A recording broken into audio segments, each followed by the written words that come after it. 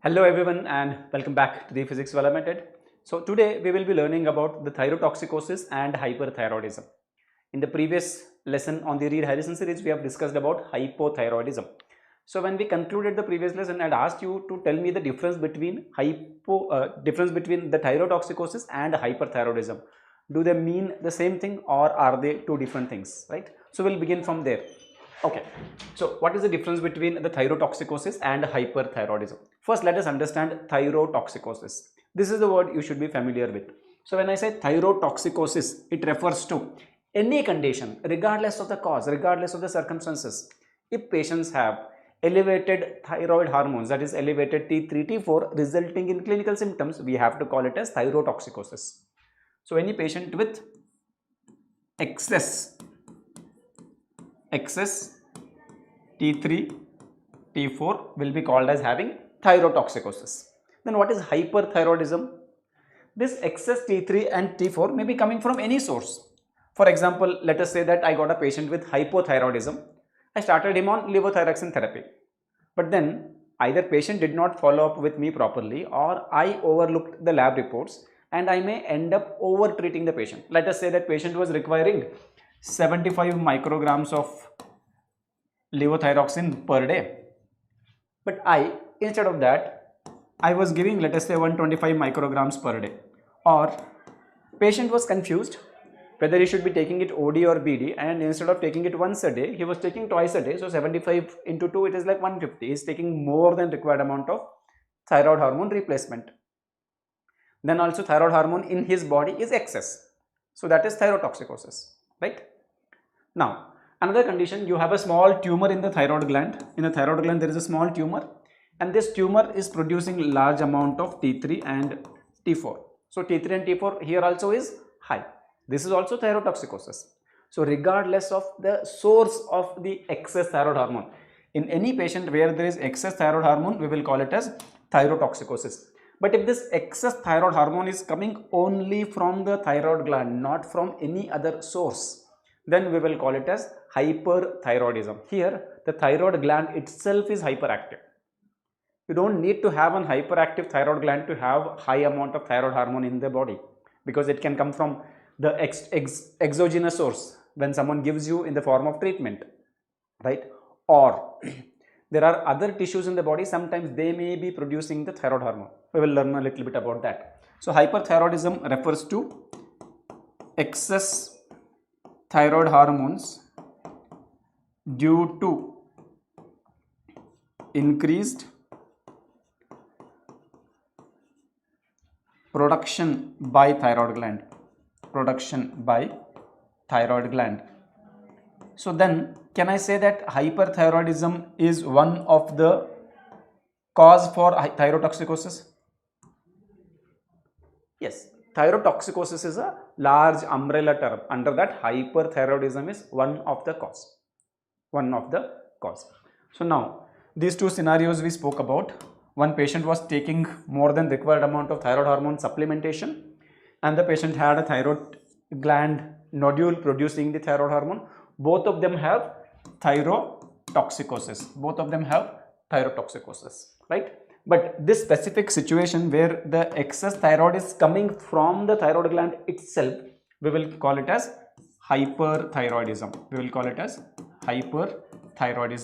But this I can't call it as hyperthyroidism, just thyrotoxicosis, because of exogenous administration of thyroid hormone. I hope now we have the clarity. The thyrotoxicosis is an umbrella term. Hyperthyroidism is one of the cause for thyrotoxicosis. And you may be thinking, sir, why do we need to know this difference? Well, there are important reasons why we need to know what is the difference between thyrotoxicosis and hyperthyroidism. Now that we have this clarity, let us look at the causes for thyrotoxicosis. So the causes for thyrotoxicosis, let me divide them into hyperthyroidism, where the excess thyroid hormone is coming from the thyroid gland itself, and other causes. Hyperthyroidism and other causes. In other causes, we have other sources of thyroid hormone. Now, when it comes to other sources for the thyroid hormone, the first thing I want you to remember is exogenous thyroid hormone administration. Means from outside we are giving thyroid hormone. It could be therapeutic, because like hypothyroidism I wanted to treat, but unfortunately I ended up giving more. Or it could be also the abuse of thyroid hormone. You may be thinking, sir, why should someone abuse the thyroid hormone? Thyroid hormone increases the metabolic rate. By increasing the metabolic rate, makes you burn more calories. So there are a lot of people who abuse thyroid hormone to lose fat or lose body weight. So in both cases, I may end up with thyrotoxicosis, right? Then the second condition where I can have thyrotoxicosis, where the thyroid hormone is not coming from the thyroid gland, we will call it as struma overi. Struma overi. Now what do I mean by this when I say struma overi or struma overi? We have a thyroid tissue, little bit of thyroid tissue present in patients' ovaries, female patients of course, in their ovaries. So from there thyroid hormone is released. It is coming from the thyroid tissue but not from the thyroid gland. Only when it comes from the thyroid gland we will call it as hyperthyroidism. So this will also be considered as one of the cause for thyrotoxicosis but not hyperthyroidism. The third condition, which is not common nowadays, but once upon a time it was frequently encountered in some part of the world. It is called as hamburger thyrotoxicosis. Hamburger thyrotoxicosis. Now what is this? This primarily refers to a condition where patients present with features of thyroid hormone excess and neither they were on thyroid hormone replacement therapy, nor they have an ovarian tumor, nor they had any problem with the thyroid gland. So from where this thyroid hormone was coming from? This thyroid hormone was coming from the burger that they were eating. So the patty made, the meat used in that patty for the burger was including the sheep thyroid and other animal thyroid gland, and of course it will have ready-made thyroid hormone. So when you consume that, large amount of thyroid hormone reaches your circulation and you end up with thyrotoxicosis. So these are other causes. Now on this side we have hyperthyroidism, and when we talk about hyperthyroidism, what all can cause? What do we mean by hyperthyroidism? Thyroid hormone coming from the thyroid gland itself. So now when you look at the thyroid gland, this whole thyroid gland can become hyperactive and start secreting the excess amount of thyroid hormone. Or instead what can happen is, you may develop multiple areas, nodular areas, which start increase the secretion of thyroid hormone. In that case we will call it as multinodular goiter. Or the third scenario is where you will have a single area, nodular area in the thyroid gland which is secreting excess amount of thyroid hormone, right? So we will call it as solitary thyroid nodule. So the first cause which is known to cause hyperthyroidism is Graves' disease. Graves' disease. The second one is toxic multinodular goiter. Toxic multinodular goiter. We are using the term toxic for a nodule which is producing excess amount of thyroid hormone. If it is not producing excess amount of thyroid hormone but there is still a nodule inside the thyroid gland, we will call it as cold nodule. It is called as cold nodule. This we can call it as a hot nodule. When there are multiple of them, we will call it as toxic multinodular goiter. Toxic multinodular goiter. Okay. The third one is solitary toxic nodule, or you can also call it as an adenoma, where there is a single nodule which is hyperactive. The fourth one is thyroiditis. So whenever there is inflammation of the thyroid gland, the inflamed thyroid gland may start leaking the T3, T4 into circulation, so the circulatory levels of T3, T4 increase. Most cases of thyroiditis, the hyperthyroidism will be transient. For example, you might have heard about the term called as de Quervain's thyroiditis or postpartum thyroiditis. Even Hashimoto's thyroiditis, which causes hypothyroidism, in the very initial phase when there is inflammation going on, we may have hyperthyroidism. So these are the causes for hyperthyroidism. These are the other causes where we will end up with thyrotoxicosis. Now, among the causes I listed, there can be an MCQ asking you what is the most common cause for thyrotoxicosis. The most common cause for thyrotoxicosis is Graves' disease. Graves' disease is the most common cause for thyrotoxicosis. thyrotoxicosis. And this exogenous thyroid hormone, this is the second most common cause for thyrotoxicosis. This is the second most common cause for thyrotoxicosis.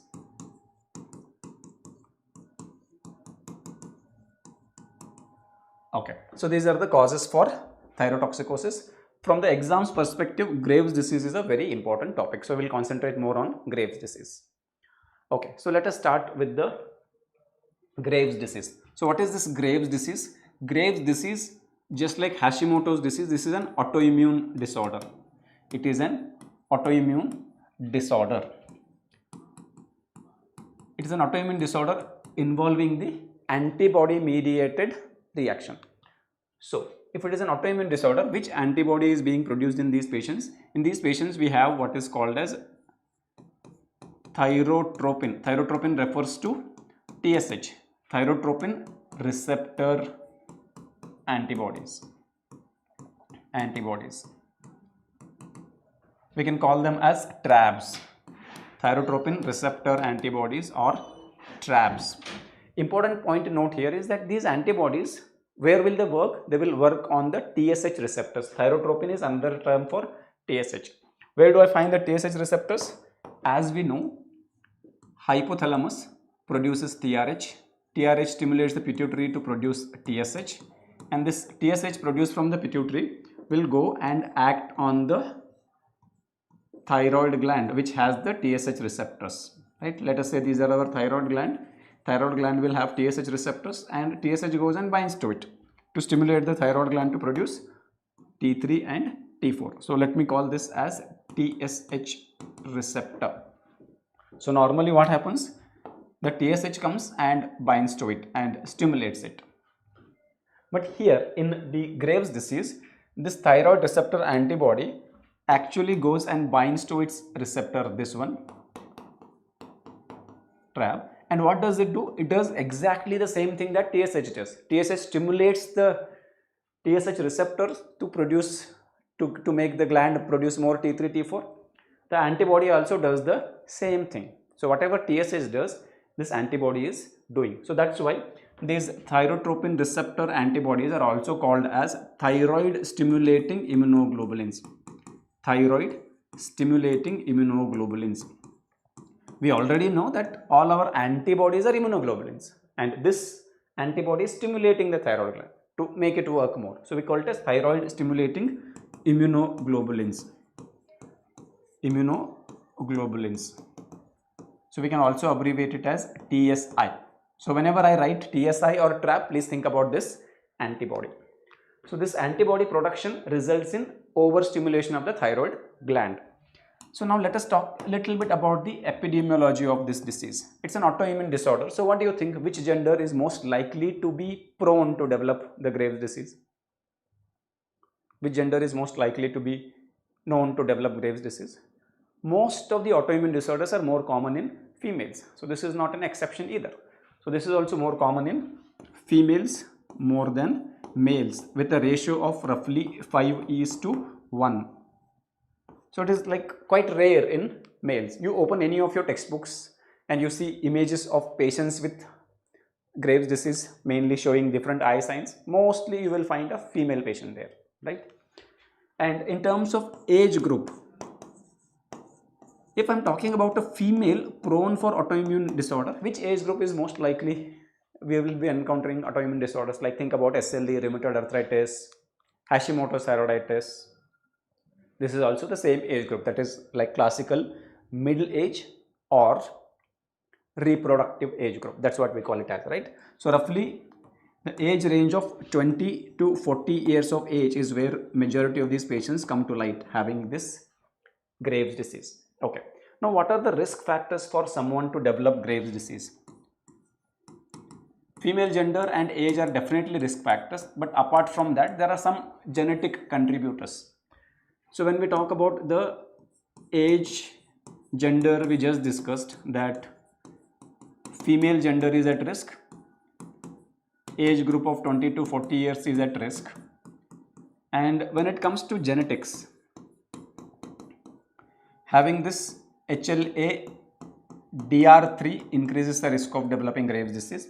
Apart from that, certain polymorphic variations of a gene called as CTLA4 and PTPN22 variations, they are at increased risk of, they are causing increased risk of developing Graves' disease.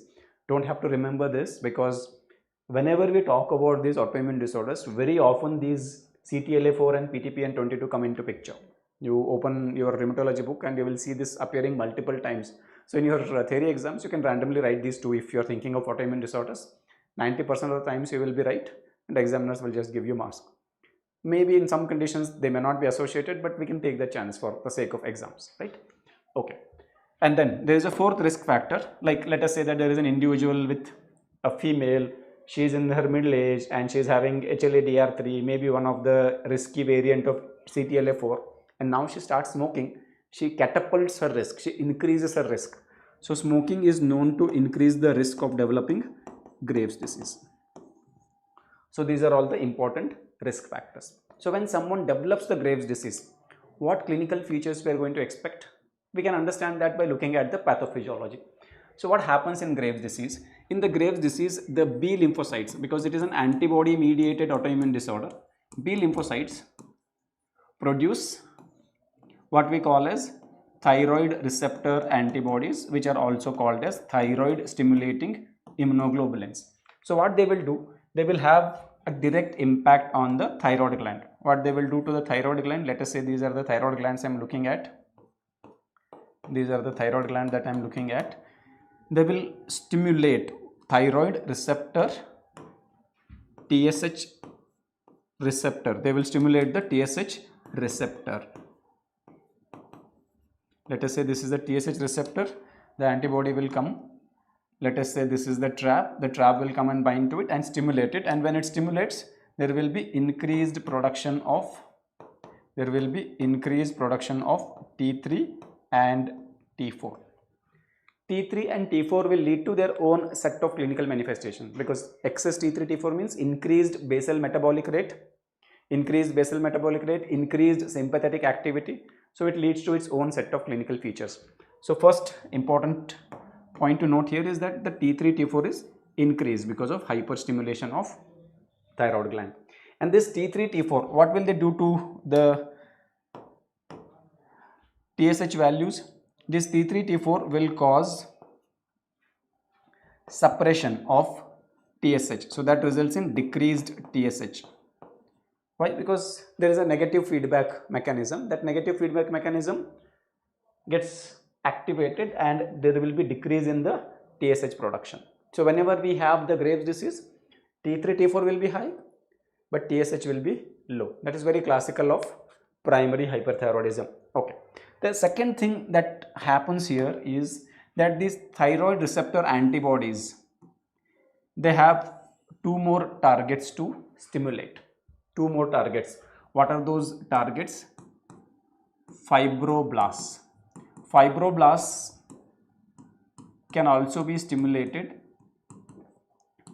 where? In the retroorbital region. So behind your eyes there are some soft tissue and fat pad, and it has fibroblast. These thyroid stimulating immunoglobulins will go and stimulate those as well. So if I stimulate that, what will happen? Fibroblast job is to produce increased amount of connective tissue, glycosaminoglycans, hyaluronic acid, mucopolysaccharides. So there is deposition of GAGs, hyaluronic acid behind the eye. So this results in increased deposition of glycosaminoglycans and hyaluronic acid. And when I deposit too much of it behind the eye, what will happen? There is more space occupied by this retroorbital tissue. Eyes will get pushed forward. Like if this is the orbital space and you have the eye here, okay, behind this there is increased deposition of glycosaminoglycans and other substances, so it pushes the eyeball forward, and we call that condition as proptosis, exophthalmos. More sophisticated term I will use to call this as is Graves' orbitopathy. or Graves ophthalmopathy, right? So we'll call this condition as, this will result in proptosis, and collectively I will call it as Graves ophthalmopathy. It leads to various named signs which you study in ophthal as well. So is T3, T4 anything to do with the Graves ophthalmopathy? No. T3, T4 do not have any major role in causing Graves ophthalmopathy. T3, T4 will cause palpitation, heat intolerance and other manifestations, but nothing to do with Graves ophthalmopathy. Second thing, same. There is also stimulation of the fibroblast in the skin. Fibroblasts in skin. And when I stimulate, again there is increased deposition of glycosaminoglycans and hyaluronic acid in the skin that results in pretibial mixed edema. Pretibial mixed edema, the non-pitting edema that we were talking about when we spoke about hypothyroidism. Now you may say, sir, hypothyroidism also we had mixed edema and hyper also we have. Why? Well, the reason is very simple. In hypothyroidism, especially when we had Hashimoto's, what happened? T3, T4 was low. There was low T3, T4. This resulted in increased TSH production. Increased TSH production. So it is the increased TSH which was stimulating the fibroblast. Now same job is being done by thyroid receptor immunoglobulins. So they are stimulating the fibroblast to produce more glycosaminoglycans and the hyaluronic acid, depositing in behind the eye, depositing in the skin. In the skin it is causing mixed edema. Behind the eye deposition is resulting in Graves ophthalmopathy. So now when there is deposition in the skin and we get the pretibial mixed edema, I can also call this condition as Graves dermopathy. We will call it as Graves dermopathy.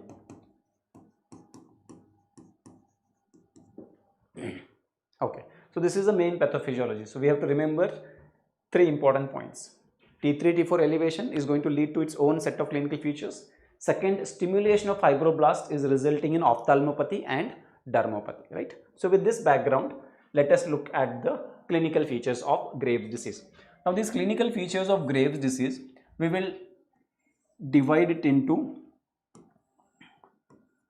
the clinical features which are due to thyrotoxyosis. What do I mean by thyrotoxyosis? Excess T3, T4. Increased amount of T3, T4.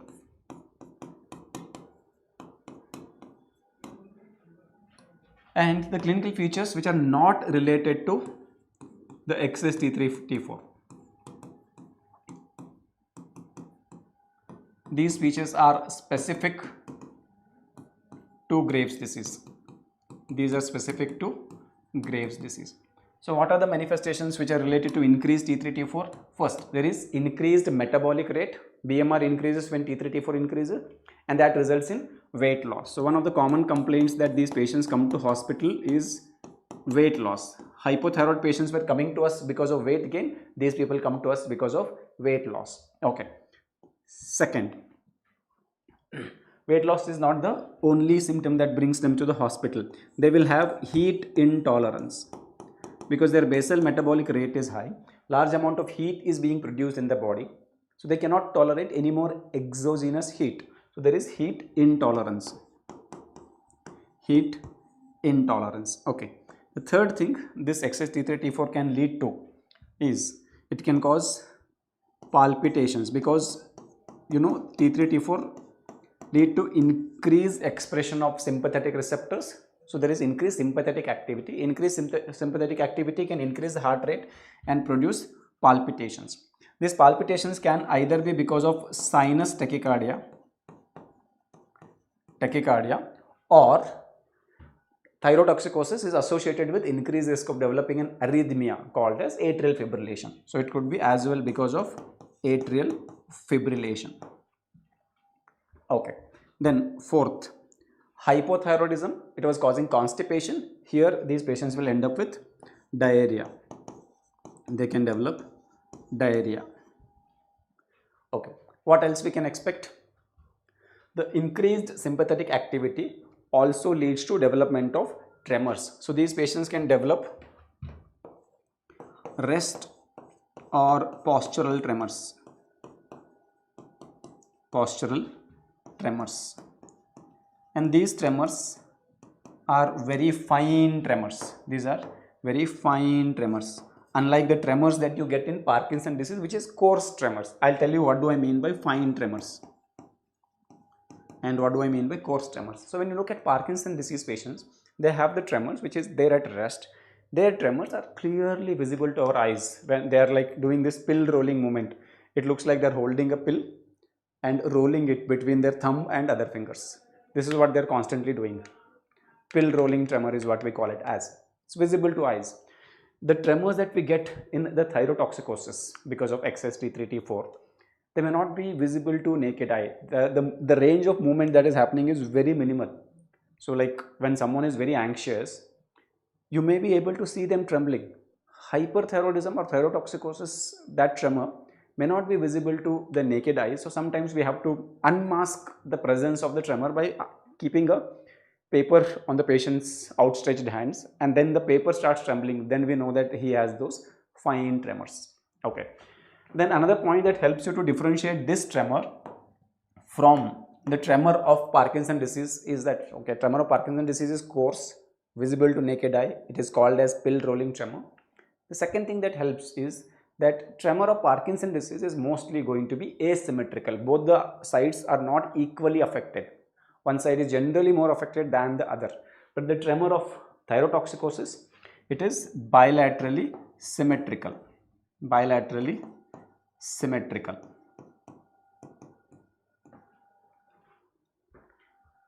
So the reason is very simple. See, when you have high amount of T3, T4 and there is increased sympathetic activity, the sympathetic nervous system is not going to differentiate which one is your right side and which one is your left side and then decide like, okay, I will only activate, I will be more active on the left, I will be less active on the right. No, it won't happen.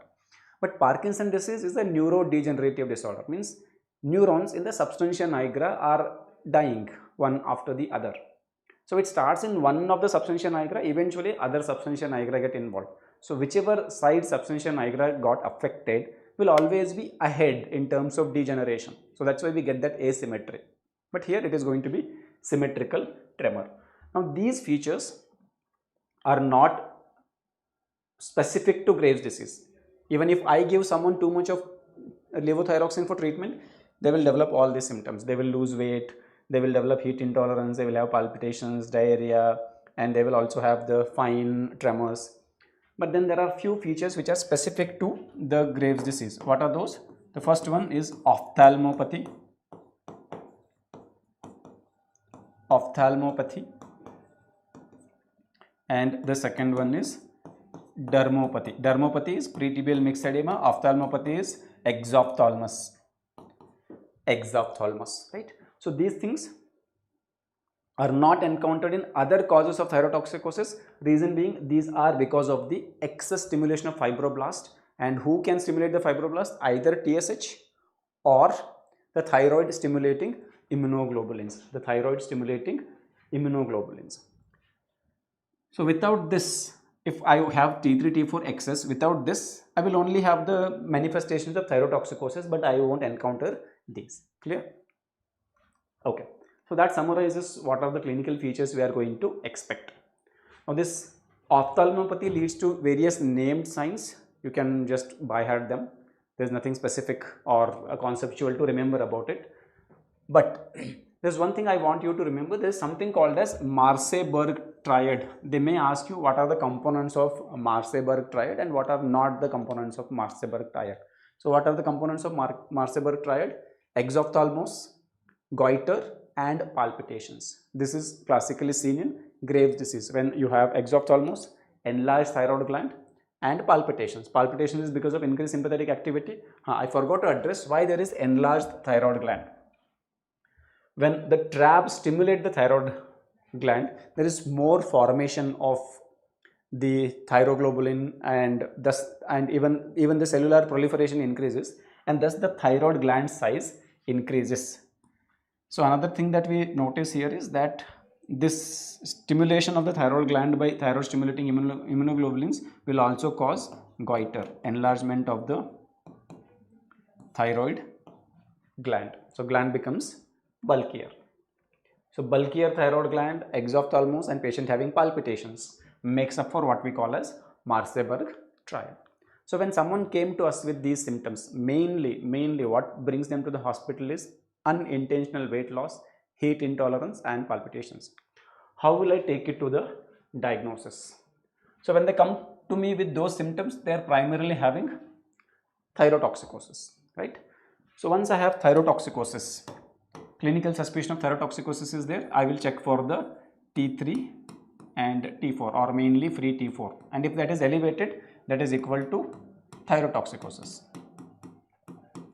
Once the thyrotoxicosis is confirmed, next step is to know whether it is hyperthyroidism or exogenous thyroid hormone administration.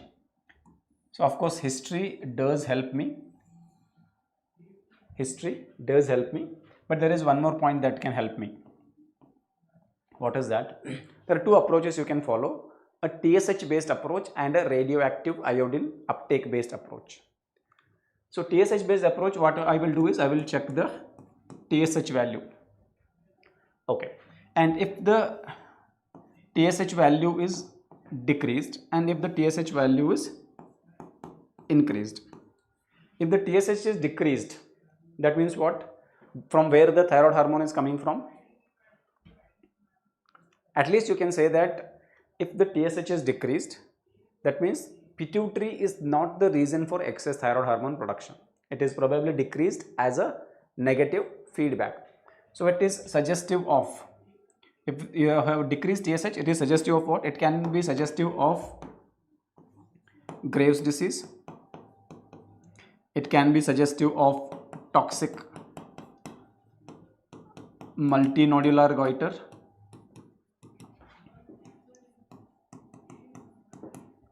or it can be suggestive of solitary toxic nodule, single toxic nodule which is overactive, or it can be suggestive of exogenous thyroid hormone treatment. Okay, but if the TSH is increased, that means there is increased TSH production from the pituitary gland, which is stimulating the thyroid gland to produce more, right? So in such cases, what is it suggestive of? It is suggestive of a TSH producing pituitary adenoma, TSH producing pituitary adenoma. So if this is the case, what should be my next step? If this is the case, my next step is to go for an MRI of the brain to identify this TSH producing pituitary adenoma. On the other hand, if my TSH is suppressed in a patient with thyrotoxicosis, all these are possibilities. Now, how will I rule out the exogenous thyroid hormone administration? Mainly from history. If already patient is on the thyroid treatment, then that could be the reason. And if on questioning, if patient admits that okay sir, I was taking thyroid hormone tablets to lose weight, well, your problem is sorted. The main concern is how will I differentiate? If this is ruled out, the exogenous thyroid hormone treatment is ruled out, then how will I differentiate between Graves' toxic multinodular goiter and solitary toxic nodule? Because these are relatively much more common than a TSH producing pituitary adenoma. So in these cases, what should I do? Among these, which one is the most common cause?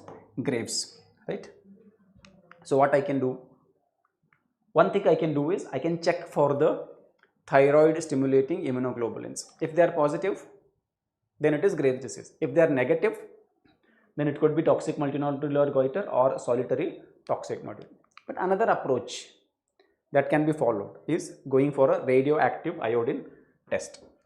So once you have the decreased TSH, you can either go for the radioactive iodine test. Okay, I will tell you how to approach that. So let us say I have a patient with low T3, T4 and decreased TSH. If there is history of exogenous thyroid hormone administration, you treat accordingly.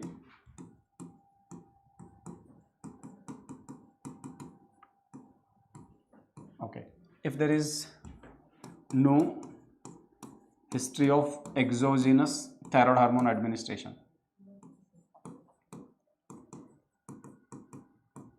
exogenous thyroid treatment, right? In that case, one of the approaches to go for the thyroid stimulating immunoglobulins, and if positive it is Graves, if not it could be other, but the approach we will take is we will look at the radioactive iodine uptake. So we will give iodine which is radio labeled, so that wherever this iodine goes, that radioactivity can be measured by us from the external cameras. Okay, so if this is a thyroid gland, if this is a thyroid gland, it will show some degree of radioactivity in the thyroid gland, because it is of course going to take the iodine that I am going to give. But if there is a solitary thyroid nodule somewhere here, this nodule is hyperactive because it is producing more T3, T4. So it will take more radioactive iodine. So there will be increased radioactivity in this place. So if I see only one nodule showing increased radioiodine uptake, then it is solitary toxic adenoma or solitary toxic nodule. But if I see there are multiple such areas in the thyroid gland where there is increased radioactive iodine uptake, then it is toxic multinodular goiter.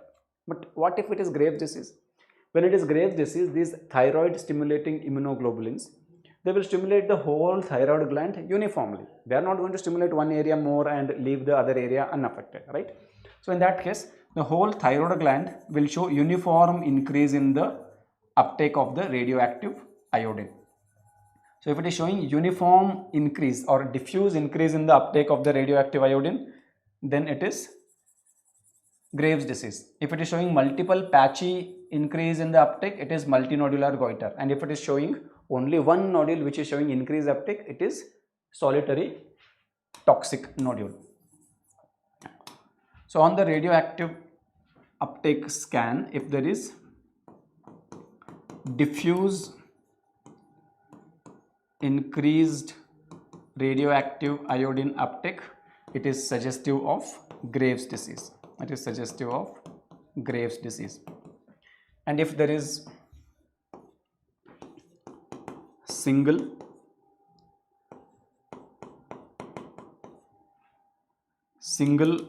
nodule with increased radioactive uptake,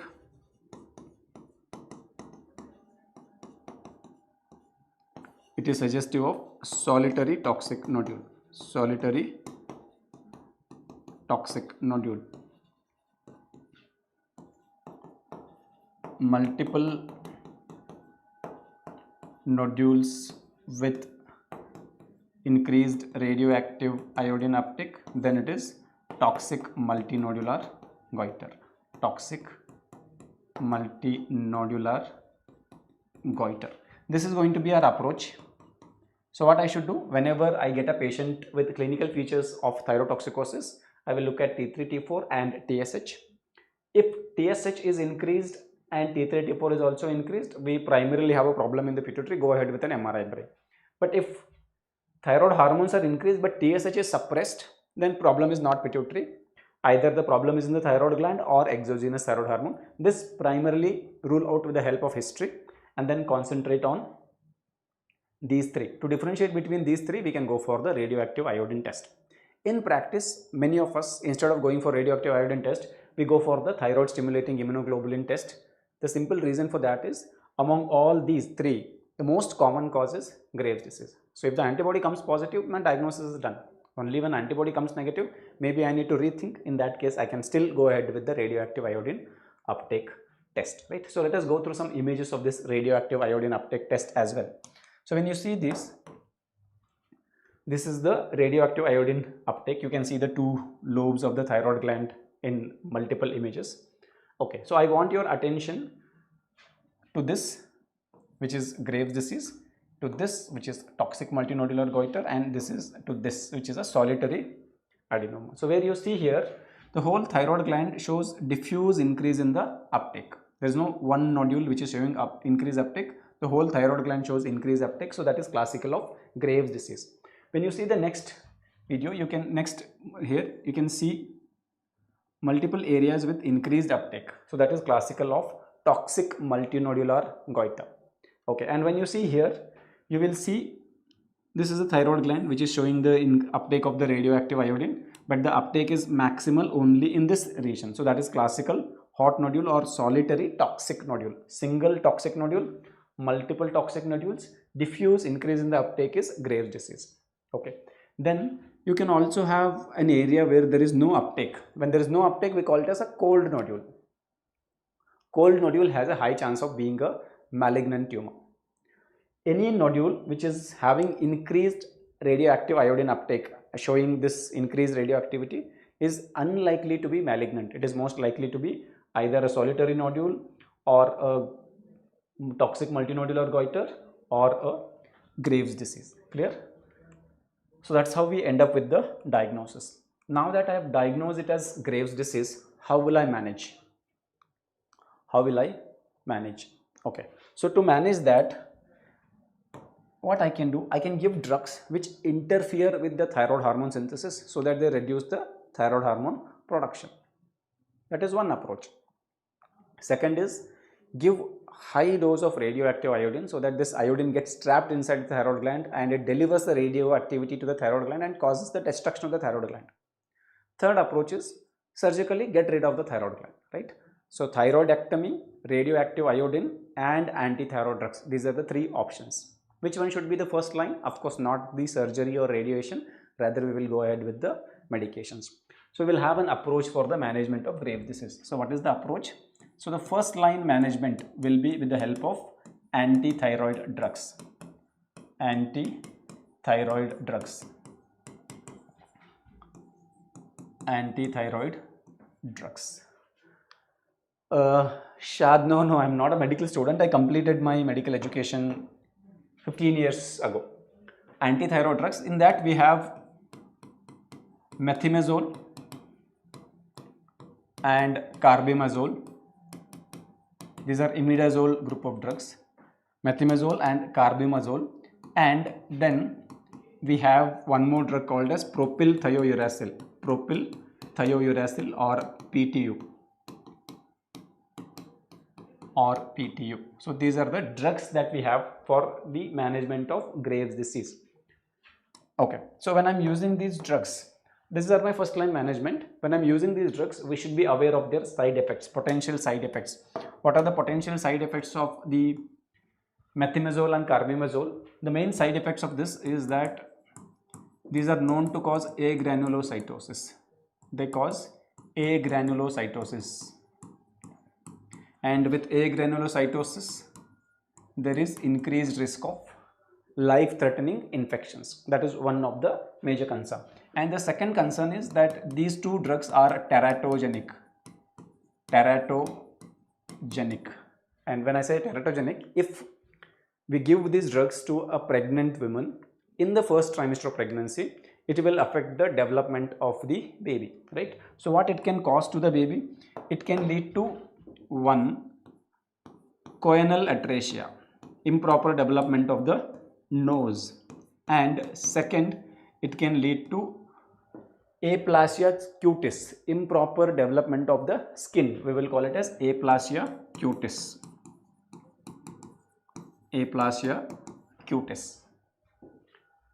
So can I say that this drug is not a drug that we should be prescribing in the first trimester of pregnancy? Yes. So in that case, what can be considered? Propylthiouracil. But this also has side effects. So what are the side effects of this propylthiouracil?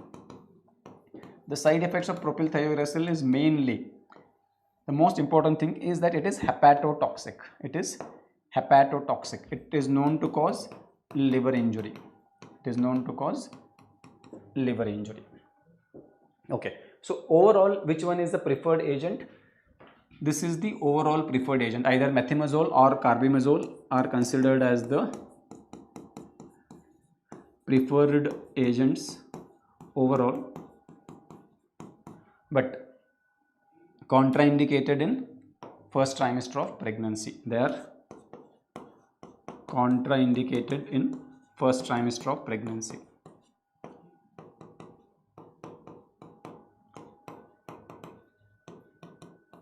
And in that case, what will be the drug of choice, antithyroid drug of choice for the first trimester of pregnancy? It will be propylthiouracil. This will be the drug of choice for first trimester. Okay, clear? That is first thing. Now, along with this, I also need to ensure that the patient's sympathetic symptoms are controlled, right? So, to control sympathetic symptoms, that is palpitations, tachycardia, what I should be giving? We will give them a beta blocker like propranolol. So we use propranolol because there is increased sympathetic activity that can be countered by use of propranolol. Okay. Then third thing, what should I do if they develop this arrhythmia? Because as I have already told you that if you have thyrotoxyosis, regardless of whether it is Graves or other causes, you can develop atrial fibrillation. So if they develop atrial fibrillation, what should I do? If someone develops atrial fibrillation, the drug of choice today, if I have to manage pharmacologically, is amiodarone, right? But amiodarone is toxic to thyroid gland. It can worsen thyrotoxicosis. It can also cause hypothyroidism, right? So we need to avoid. But most important thing is that this atrial fibrillation generally reverts back to sinus rhythm in more than 50% of the patients once their thyroid status gets down from hyperthyroidism to euthyroidism or thyrotoxicosis to euthyroid status. Once the thyroid hormone production and the levels normalize, atrial fibrillation generally switches itself to sinus rhythm. So we don't need to do anything specific. So what I should do in that case? If I recognize atrial fibrillation, right, I have to primarily aim for controlling the thyroid functions, and once the thyroid function is controlled, hopefully it will revert. Only in those cases where the atrial fibrillation fails to reverse, I have to go for the pharmacotherapy or other modes of treatment. So the next point I want you to remember is that more than 50% of AFib cases in thyrotoxicosis revert to sinus spontaneously. More than 50% AFib cases in thyrotoxicosis revert to sinus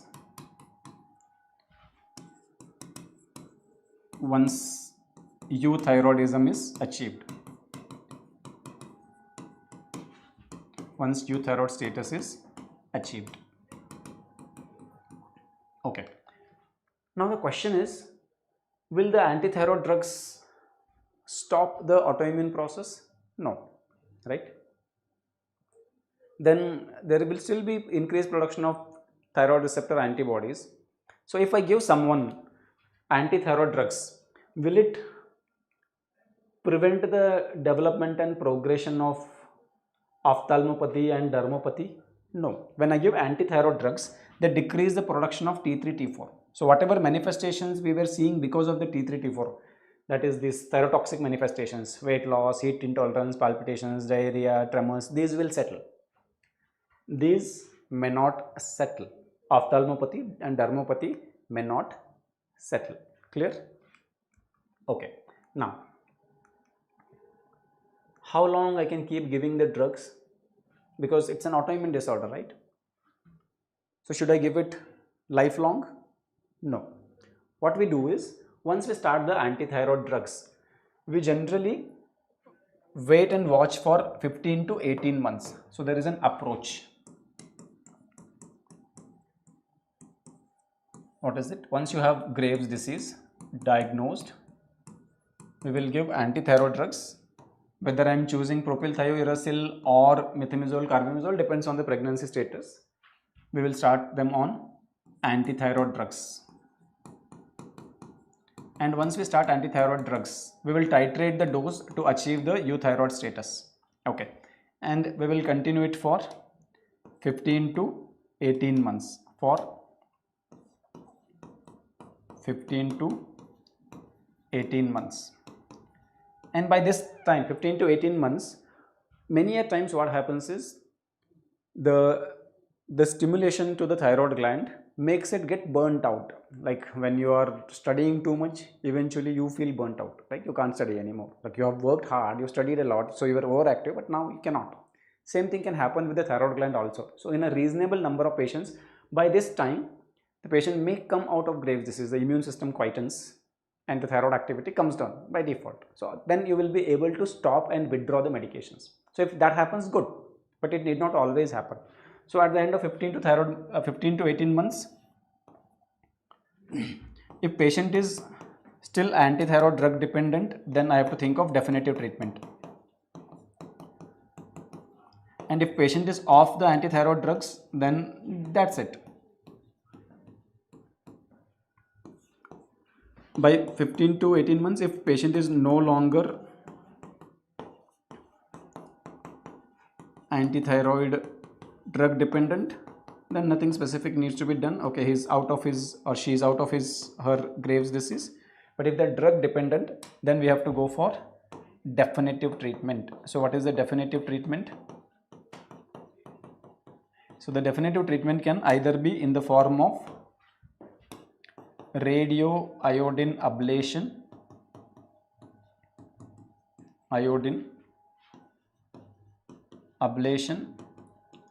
or thyroidectomy. Now you may be thinking, sir, if it naturally gets sorted out, well and good, but if not, when we do radioiodine ablation, what we are doing is we are giving radioactive iodine to the patient. That iodine, as we know, is trapped in the thyroid gland. Large amount of iodine concentrates in the thyroid gland, and in the thyroid gland, because there is this iodine trapped, it delivers the radiation, thyroid gland gets destroyed. And in the surgery, we are mostly doing subtotal thyroidectomy. We are removing most of the thyroid gland. So when we do that,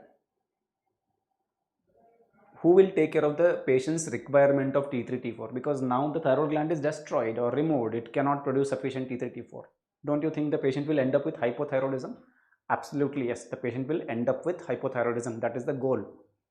Why are we doing that? Because these drugs, if he is drug dependent, continuing it eternally lifelong is not at all safe, because these drugs are associated with all these terrible side effects. Propylthiouracil can cause severe liver injury, even to the point that patient will have liver failure, hepatic encephalopathy, and you might even have to think of liver transplantation to save the patient, right? And agranulocytosis can lead to life-threatening infections, and one infection can knock the patient out, right? So that's why we will try to give the drugs for 15 to 18 months. Hopefully, hope that the autoimmune process dies down well and good. If not, we are not going to continue it beyond 18 months. We will push the patient to either go for radioiodine ablation therapy or thyroidectomy. After that, she will become hypothyroid, but that is much more easier to manage, because once you have hypothyroidism, we will give you levothyroxine. Levothyroxine is far more safer. You can take it for lifelong. You have to take it for lifelong, but it is far more safer than taking antithyroid drugs for life, right? This is going to be our approach to a case of hyperthyroidism, thyrotoxicosis, Graves' disease, right? So I hope I have given you a brief overview of thyrotoxicosis and hyperthyroidism. That's it for today. I'll wind up now. In the next class, we will try to have some MCQs on hypo and hyperthyroidism and some image-based questions. And after that, we will take it forward with another endocrine disorders. And if you have any specific requirements in the sense, like we will be doing one case discussion every month. So if you want me to do a specific case, like let us say valvular heart disease or a stroke or something, ping me on the Instagram or Telegram, and we will try to include those cases as well in the case discussion. So that's it from me today. I'll see you in the next class. Till then, have a good time. Bye-bye.